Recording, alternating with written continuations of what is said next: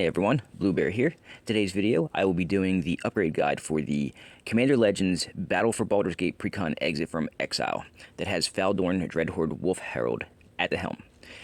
Yesterday's video was the unboxing, and I had mentioned in it that it looks like it might be a wolf-based deck. That was incorrect. This is definitely not a wolf-based deck. It can be if you wanted to, but it's not. It's something I find a little bit more fun. It's kind of an alternate cast spellslinger deck. I'm not really sure what exactly the term for this would be, but I do know for a fact it looks like fun. I will be basing all of my upgrade suggestions off of the abilities that allow you to cast from Exile. That includes abilities like Suspend, Foretell, and Cascade. But there's also adventure cards that can be used. However, it looks like the ones that were viable for this deck were included in the deck already. So let's take a look at some of the better options for cards that use these abilities. Sadly, there weren't really any lands that fit the Cast from Exile theme except the Hideaway lands that were already included in the box. So let's look at some mana fixing options first. Taiga, obviously. We're not really going to do that for this deck because it's on the reserve list and expensive, but we will choose things like Stomping Ground or Rootbound Crag, maybe a Rockfall Veil. Karplusan Forest was just reprinted, so that's nice to have there. And then Firelit Thicket is an option, and Grove of the Burn Willows. It's been reprinted recently, but not that recently, but it would work here. And then there's some utility stuff. Not really much that fits the Play from Exile theme, but with that said, there are some basic suggestions that are generic that would be going into any deck that's green. So like Yavimaya, Cradle of Growth, it's not really anything but mana fixing, and there is no green version of Cabal Coffer, sadly, so we don't have a mana ramp option there. As far as that goes, though, we have a guy's Cradle, again, on the reserve list, expensive, more expensive than dual lands. You may not throw it in this deck. And the same thing goes for an Ancient Tomb. Pricey, but it's a little bit of ramp. So options there for land suggestions for this deck. As far as ramp upgrades go, you have to bear in mind that they actually included a decent number of the good ramp cards in the box. So when I was looking, these are the only ones that I could suggest for a deck with the theme of casting from Exile, and they are all Suspend cards. It's the three ones that mimic the old cards from back in the day. So Lotus Bloom, which is a Suspend version of Black Lotus. Mox Tantalite is a Suspend version of any of the Moxes. And then recently printed was Soul Talisman, and it is a Soul Ring with Suspend. So those are the options for ramp as far as this deck can go that you can upgrade that would fit the theme. As far as upgrades go on the creature side, we're going to start with Suspend. There wasn't many here, so we're going to start with a card I really like. It's Apocryphite.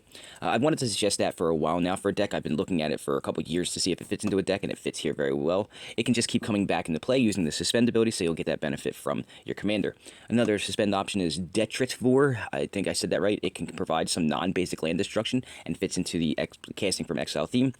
Foretell, also not many options here, but we have a few. Doomscar Titan, it can provide a small buff to your creatures in haste, and I actually think of it as a really low-end Crater Hoof, but at least you get a token when you cast it from Exile, and that's only if Baldur is on the field.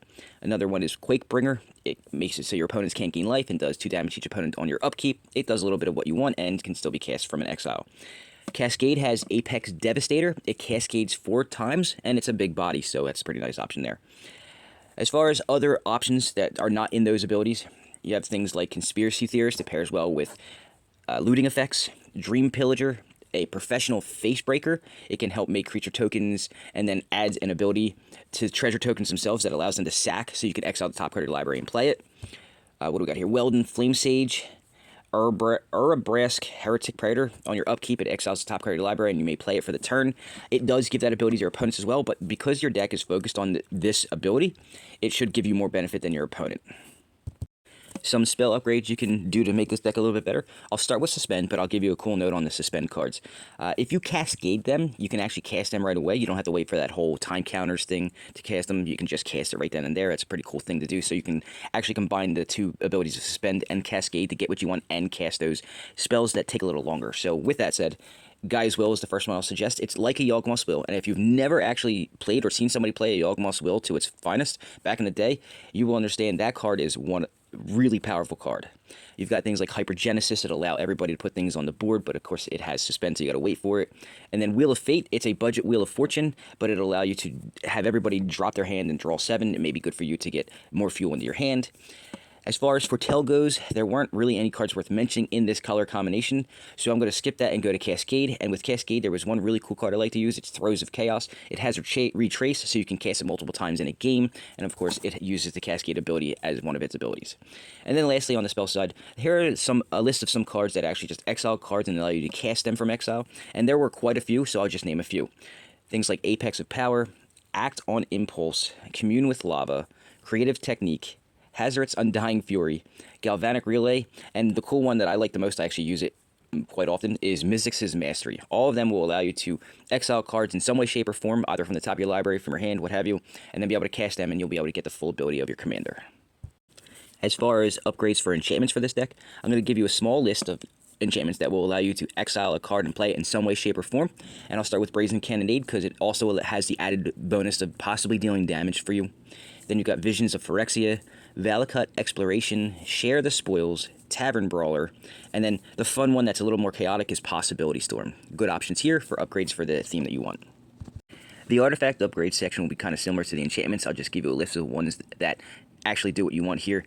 Uba Mask is a good one. This is all more chaotic stuff, so Oracle's Vault, Ice Cauldron actually helps you only. Knowledge Pool and Omen Machine, they're used in a combo with white to lock you people out of the board. That's not going to happen here because we don't have the same thing, like a Drannith Magistrate doesn't exist in red or green.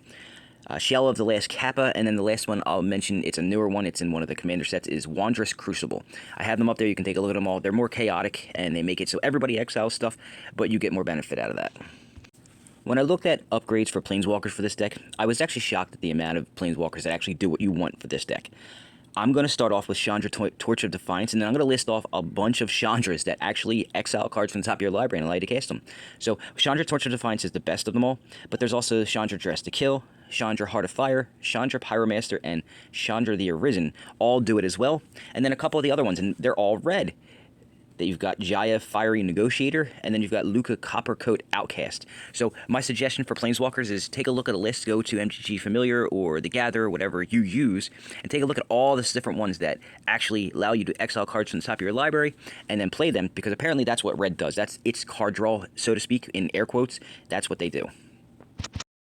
Now, as far as a win-con/combo for this deck, I've got a pretty neat one here. And the good thing is that the card I'm going to mention here, which is Food Chain, was actually just reprinted in their last Double Masters set. So its price has dropped immensely, so you can actually afford to do that. And if you pair that with Eternal Scourge, it's going to give you the opportunity to make actually all these, infinite mana, casting of spells, creatures enter the battlefield, and creatures leave the battlefield.